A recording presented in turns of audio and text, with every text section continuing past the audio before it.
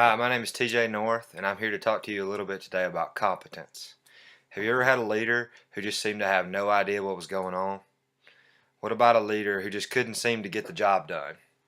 Or a leader who just couldn't seem to get out of his or her own way? I think at some point in all of our lives, every one of us has had to deal with a leader, whether it be a boss, a coach, a teacher, a professor, or even one of our own peers who's incompetent. Maybe they seem a little bit like one of these guys over here. It doesn't take much time dealing with an incompetent leader for someone to realize that that's not the type of leader that they want to be. So how can a person become more competent and in turn become a more competent leader? Dictionary.com defines competence as the quality of having suitable or sufficient skill, knowledge, or experience for some purpose.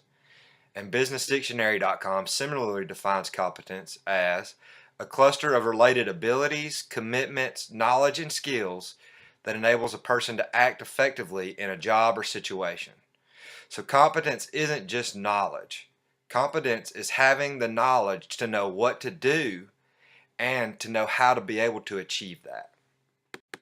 So what does competence look like in the real world? Well, I've got an example for you. Benjamin Franklin was successful in everything he touched. He started a printing business, he published an almanac, he made great strides in electrical experimentation. He's credited with numerous inventions, including the pot-bellied stove, the catheter, and the bifocals, and he even charted the Gulf Stream. How did Franklin accomplish all these tasks in his lifetime? Well, take this quote from Franklin himself as explanation. He said, "All highly competent people continually search for ways to keep learning, growing, and improving.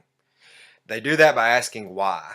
After all, the person who knows how will always have a job, but the person who knows why will always be the boss."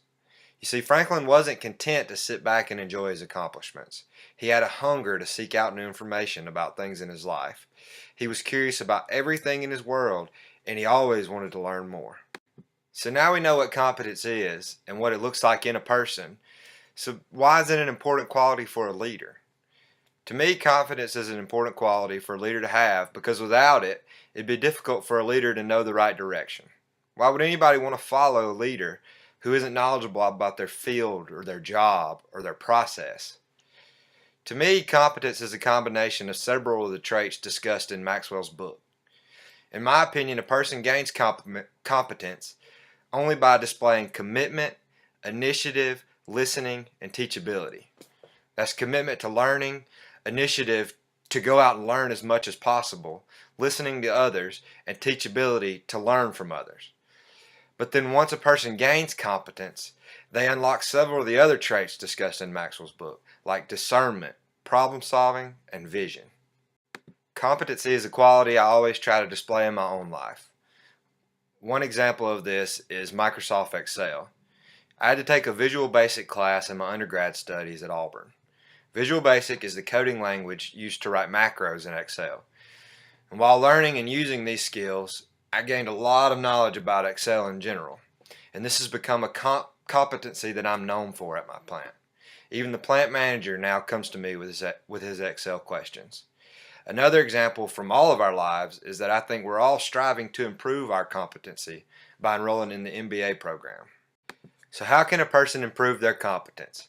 One way is to just always keep improving. The only way to become more competent in anything is to keep learning.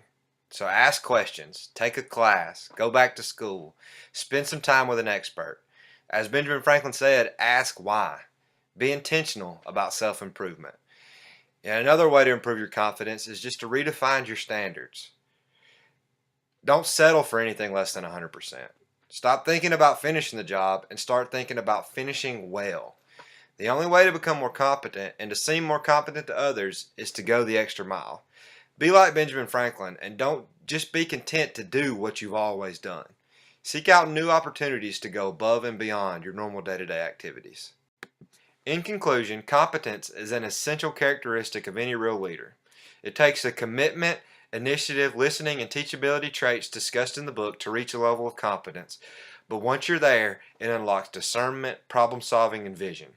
With a competent mind, there's no boundary to what a leader can accomplish. Always remember to keep learning and to look for new opportunities. Competency isn't a static trait, it's something that must be continually nurtured. I'd like to close with an anonymous quote I found online. If you think you can do something, that's confidence. But if you do it, that's competence.